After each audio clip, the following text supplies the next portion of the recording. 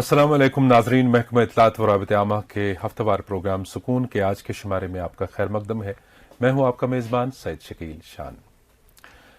हमने अपने स्टूडियो में कई बार कोविड के हवाले से बात की है और जो मौजूदा सूरत हाल होती है हमेशा हम अपने नाजरीन को उसके बारे में बाखबर कराते हैं, अपडेट देते हैं उसका वक्तन फ़वक्तन। आज भी हमने डॉक्टर रूफ हुसैन राथर साहब को एक बार फिर दावत दी अपने स्टूडियो, ताकि हम ये जान सकें कि जो कोविड का मौजूदा सिनेरियो है, जो सूरत हाल है इस वक्त, उस बारे में ये क्या कहते हैं। डॉक्टर साहब, आपका बहुत बहुत इस्तकबाल है। शुक्रिया एक बार फिर मुझे बुलाने के लिए। डॉक्टर साहब, सबसे पहले हम यही जानना चाहेंगे कि जो इस वक्त थोड़ा सा धीरे धीरे जो कोविड के केसेस में इजाफा होता जा रहा है, क्या वजह है?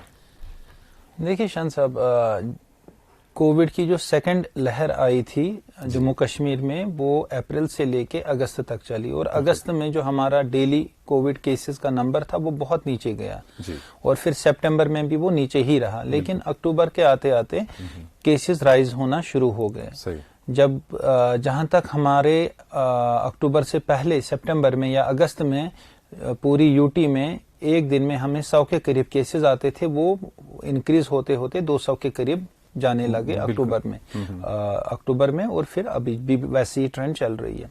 लेकिन अगर हम देखें, इसमें मेजॉरिटी कंट्रीब्यूशन डिस्ट्रिक्ट श्रीनगर का है। बिल्कुल। हाँ, तो वो जो केसेस इंक्रीज हुए, ये डबल केसेस हुए, बट ये पहले वाली वेव्स के मुकाबले में बिल्कुल कम है। अगर हम पहले वाली वेव्स देखें, अगर एक हफ्ते में इंक्रीज शुरू होता था तो एक महीने के चलते चलते वो इंक्रीज 5 टाइम्स 10 टाइम्स हो जाता था। तो अभी की जो ये वेव है, ये उस एतबार से काफी नरम वेव है। और जहां तक रिसेंट ट्रेंड्स का ताल्लुक है, डिस्ट्रिक्ट श्रीनगर और डिस्ट्रिक्ट बडगाम में ये जो नए केसेस हैं आना शुरू हो गया था, ये जो इंक्रीज हुआ था, ये इंक्रीज अब धीरे धीरे सेटल हो रहा है। लेकिन कुछ और डिस्ट्रिक्ट्स में, खासकर कुपवारा, बारामूला, गांदरबल, ऐसे डिस्ट्रिक्ट्स में नए केसेस आ रहे हैं। तो हमें ये मान के चलना पड़ेगा कि कोविड अब हमारी जिंदगी का, हमारी कम्युनिटी का एक हिस्सा बन चुका है। अच्छा। और मोर और लेस ये अब कुछ सालों तक या कुछ डिकेड्स तक ऐसा ही रहने वाला है और बीच बीच में कुछ वेव्स आने का खदशा हमेशा लाहक रहता है। तो हमें ये चीज अंडरस्टैंड करनी चाहिए, इस चीज को एक्सेप्ट करना चाहिए और अपने लाइफस्टाइल में कुछ चेंजेस लानी है, ताकि हम एक साइड से इस चीज को नेग्लेक्ट भी ना करें और दूसरी साइड से हम अपने जो मामूलाती जिंदगी है उनको भी चलाते रहें, अपने मामूलाती जिंदगी को चलाते जैसा कि आपने अभी कहा डॉक्टर साहब के as compared to other districts, Srinagar में ये दबाव लगता है कि ज्यादा है, केसेस में इंक्रीज होता है। इसकी क्या कोई खास वजह है? एग्जैक्टली इसकी वजह है और परमानेंट वजह है, जो वजह यूजुअली चेंज होने वाली है नहीं। क्योंकि आपने देखा होगा, चाहे पहली वेव हो, दूसरी वेव हो, करंट सिनेरियो हो, हमेशा श्रीनगर का नंबर जो होता है वो ज्यादा होता है। बिल्कुल। इसका सबसे बड़ा रीजन ये है कि श्रीनगर पूरे कश्मीर डिवीजन का अगर हम देखें, सबसे ज्यादा अर्बनाइज्ड एरिया है। मैक्सिमम जो हमारी जो इकोनॉमिक एक्टिविटीज होती हैं, कमर्शियल एक्टिविटीज हैं, पॉलिटिकल एक्टिविटीज होती हैं, और उससे बड़ी बात ये कि मोस्ट पॉपुलस डिस्ट्रिक्ट है और बाकी डिस्ट्रिक्ट्स की एक बिग चंक ऑफ पॉपुलेशन जो होता है वो यहाँ पे सेटल होते हैं। ऑन पेपर्स वो अपने डिस्ट्रिक्ट्स में काउंट होते हैं। और जो पॉपुलेशन डेंसिटी है, जो सबसे इंपॉर्टेंट है किसी भी कोविड जैसे इन्फेक्शन के फैलने के लिए, तो वो पॉपुलेशन डेंसिटी श्रीनगर की मैक्सिमम है। उन वजूहात की बिना पे हमेशा केसेस ज्यादा देखने को मिलते हैं। तो डॉक्टर साहब, चूंकि हमने पहली वेव भी देखी, दूसरी लहर तो घातक ही थी, अल्लाह बचाए अब आगे उस तूफान से, अभी भी हल्का सा इंक्रीज हो रहा है और आप ये बता रहे हैं इस वक्त कि ये भी अब सेटल हो रहा है। तो कितना अहम था हमारे लिए वैक्सीनेशन, और जो वैक्सीनेशन का ये अमल है अभी कहाँ पहुंचा है, और कितना आपको लगता है कि इफाका इससे हुआ है इस पैंडेमिक को कंट्रोल? बिल्कुल, बहुत अच्छी बात है ये। देखिए, पहली और दूसरी वेव में हमारे पास वैक्सीनेशन अवेलेबिलिटी थी नहीं। दूसरी वेव में थी लेकिन पार्शियली थी, हमने अभी उतनी पॉपुलेशन को कवर नहीं किया था। एज ऑफ नाउ अगर मैं बात करूं, कश्मीर डिवीजन की अगर हम बात करेंगे तो और जम्मू डिवीजन में भी पहला डोज हमारा 100% कंप्लीट हो चुका है among the population of 18 years and above. और जो सेकंड डोज है उसमें भी हमने 73% से ज्यादा कवरेज कर रखी है पूरे J&K में। और श्रीनगर में भी ये 80% से ज्यादा हो चुका है। अब ویکسینیشن کے حوالے سے یہ بات بہت اہم ہے اور لوگوں کو سمجھ لینی چاہیے کہ ویکسین کرنے سے ہم اپنے آپ کو ریزسٹنٹ نہیں بناتے ہیں کہ اب ہمیں انفیکشن نہیں لگے گا. اگر ہم کسی ویکسین 2 ڈوز کرنے کے باوجود کسی انفیکٹڈ انسان کے نزدیک جاتے ہیں, ہمیں انفیکشن لگنے کا خطرہ رہتا ہے اور لگتا بھی ہے.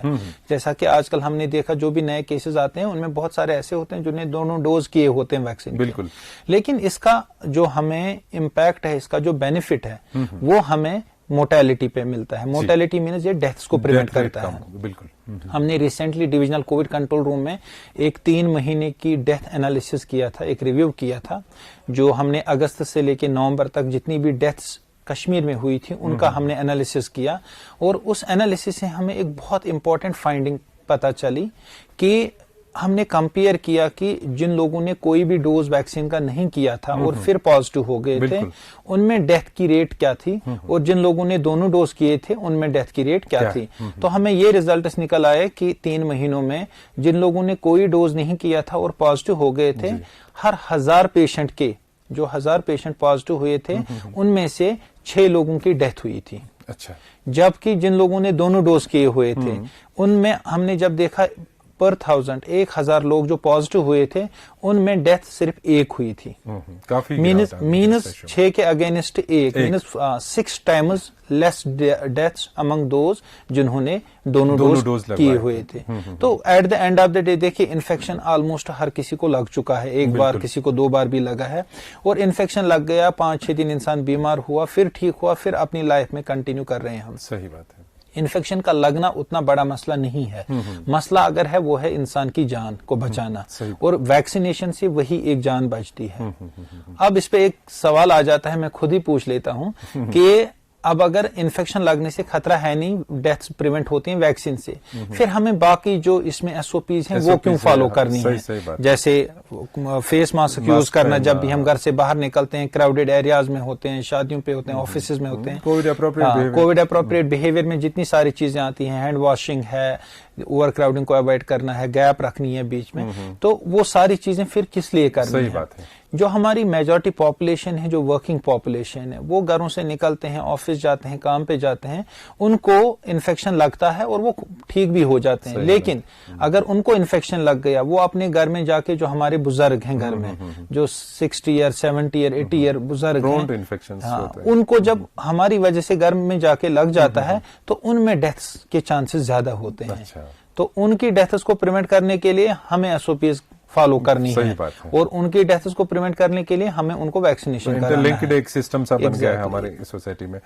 چونکہ ڈاکٹر عروف صاحب آپ کمیونٹی میڈیسن اسپیشلسٹ ہیں divisional Covid control room Kashmir میں, آپ کی نظر باقاعدہ رہتی ہے کووڈ کی صورتحال پہ. اب چونکہ سردیوں کا موسم شروع ہو چکا ہے, اور ہم جب دیکھتے ہیں کہ آج راتوں کا جو ٹیمپریچر ہے کافی گر گیا ہے, اور شدید سردی کا سامنا بھی کچھ ایریاز میں لوگوں کو کرنا پڑتا ہے. اب آنے والے دنوں میں کووڈ اور جو جنرل فلوز وغیرہ جو ہوتے ہیں, چاہے بچوں کو یا بزرگوں کو جن چیزوں کا احتیاط کرنا پڑتا ہے, تو کن کن چیزوں کا خیال رکھنا ہوگا؟ دیکھیں, اگر ہم ڈائریکٹلی دیکھیں, کووڈ کا ٹیمپریچر سے کچھ لینا دینا ہے نہیں. جی, چاہے گرمی کا موسم ہو یا سردی کا موسم ہو, کووڈ کو جیسے پھیلنا ہے وہ پھیلے گا. وہ ٹیمپریچر جو ہم نے دیکھا کہ جو بہت زیادہ ہمارے ایریاز تھے دنیا میں, گرم ایریاز تھے, جب ان گرمی کے موسم میں بھی کووڈ کی لہریں آتی رہیں اور کافی ڈیواسٹیشن ہوئی. لیکن ایک انڈائریکٹ لنک ہے. انڈائریکٹ لنک کیا ہے؟ انڈائریکٹ لنک یہ ہے کہ سردیوں میں ہمیں اکثر زکام ہو جاتا ہے, فلو ہو جاتا ہے, ٹھیک ہے, تو وہ آئے دن ہر کسی کو لگ ہی جاتا ہے. اب کلینکلی ہمیں اس میں اور کووڈ میں اوور لیپ بہت زیادہ ہے. ہم ڈیسائیڈ نہیں کر پاتے کہ اگر کسی کو زکام ہو رہا ہے, بخار چڑھ رہا ہے, کیا یہ نارمل فلو کی وجہ سے ہے یا کووڈ کی وجہ سے ہے. تو اس میں کنفیوژن ہو سکتا ہے, اور اگر ہم نے یہ مان کے چل گئے کہ یہ سارا فلو ہی ہے, تو ہو سکتا ہے کہ کسی کو کووڈ کا انفیکشن بھی لگ جاتا ہے, ہم نے اس کو ٹیسٹ بھی ٹائم پہ نہیں کیا, اس کا انفیکشن چھپا رہا اور اس نے باقی فیملی ممبرس کو اور کمیونٹی میں پھیلا دیا. اس لیے اس چیز کو لے کے ہمیں ونٹرز میں ایک احتیاط برتنے کی ضرورت ہے. ایک تو یہ کہ فلو سے بھی بچنے کی کوشش کرنی ہے, جو بھی ہائی رسک گروپس ہوتے ہیں ان میں ہم فلو شاٹس بھی لگاتے ہیں ایوری ونٹر کے آنے پہ, اکتوبر نومبر میں. اور دوسرا, جب بھی کسی کو فلو کا شکار ہو جائے کوئی انسان, اس انسان کو چاہیے کہ امیڈیٹلی فلو کے ساتھ ساتھ کووڈ کا ٹیسٹ کرانا ہے, تاکہ اگر बाई चांस उसको फ्लू की वजह के बदले कोविड का इन्फेक्शन है तो इमीडिएटली पिक हो और बाकी लोगों को फैलने से वो बच जाए। सही बात है। तो इस हवाले से दूसरी बात यहाँ पे सामने आ जाती है कि जैसे अभी सर्दियों के मौसम में ज्यादातर जो आम कोविड से पहले की भी एक शिकायत ये रहती थी कि बच्चों पे ज्यादा अटैक करता है सर्दी का मौसम, तो बच्चों, चूंकि बच्चों के लिए तो अभी वैक्सीन जारी होने का कोई ऐसी इतला आई नहीं है सामने, तो बच्चों को किस तरह की एहतियात करनी चाहिए ताकि वो जो नॉर्मल फ्लूज हैं और साथ साथ कोविड से भी बचे रहें? देखिए, अगर हम देखें नॉर्मल फ्लू तो उतना सीवियर होता नहीं था, ना बच्चों में ना बड़ों में। हाँ, आ जाता था हर किसी विंटर में 1-2 बार यूजुअली लोगों को लग जाता था, चला जाता है। एग्जैक्टली। और कोविड के हवाले से हमने ये देखा कि all over the world Covid का इन्फेक्शन बच्चों पे उतना सीवियर नहीं होता है जनरली स्पीकिंग।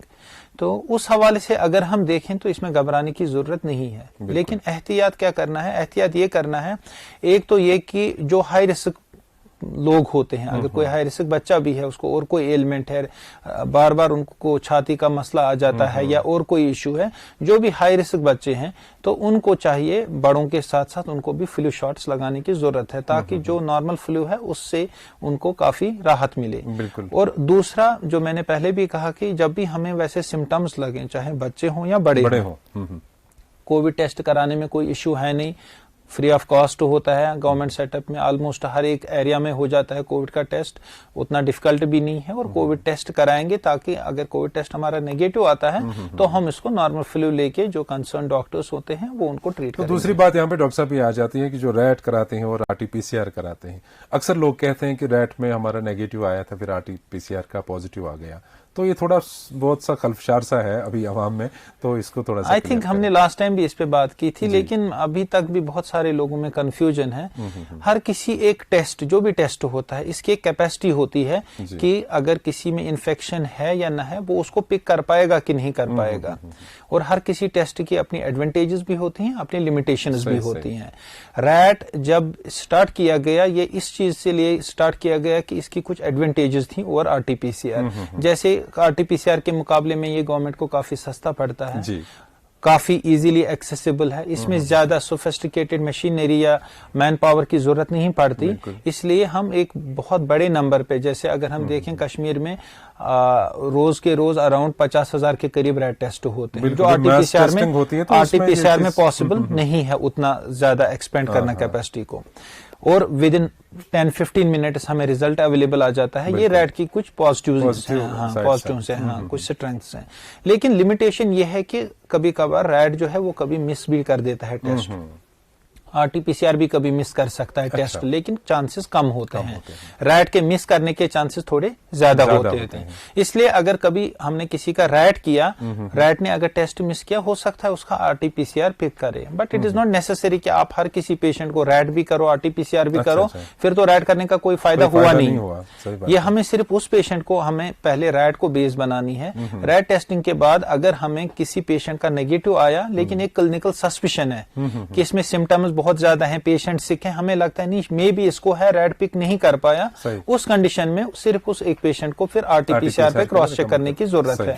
लेकिन आम इंसान को जो माइल्ड सिम्टम्स हों, जिसके या जिसको सिम्टम्स भी ज्यादा नहीं हो, उसको अगर हमने रैट टेस्ट किया और वो नेगेटिव आया तो हम मान के चलेंगे कि वो सच में नेगेटिव ही है, क्योंकि उसमें उसकी जिंदगी को कोई खतरा भी है नहीं, अगर बाई चांस वो पॉजिटिव और हमें मिस हुआ था। तो हर किसी पेशेंट को दोनों टेस्ट करने की जरूरत नहीं है। ये अननेसेसरी बर्डन एक आ जाता है हेल्थ डिपार्टमेंट पे भी, मैन पावर के हवाले से भी और टेस्टिंग के हवाले से भी। तो हर किसी को रैट जो भी रिजल्ट दिखाएगा हमें उसको लेके चलना है। इन फ्यू सिचुएशंस अगर पेशेंट ज्यादा सिक है, उस कंडीशन में उसका RT-PCR चेक कर सकते हैं। बिल्कुल। खैर डॉक्टर साहब, मुझे लगता है कि 15 मिनट के इस वक्फे में हमने मोटी मोटी जो अहम बातें थी उनका अहाता हम कर सके। आप बार बार जब भी हम बुलाते हैं, आप हमारे नाजरीन के लिए खुसूसी जो इन्फॉर्मेशन कोविड के हवाले से होती है या जनरल जो फ्लूज वगैरह है उनके बारे में आप उनको जानकारी देते हैं, इसके लिए हम भी आपके तहे दिल से ममनून हैं और नाजरीन की तरफ से आपका शुक्रिया अदा करना चाहेंगे। बहुत बहुत शुक्रिया। आज के प्रोग्राम से दीजिए अपने मेज़बान और मेहमान को भी इजाज़त। खुदा हाफिज।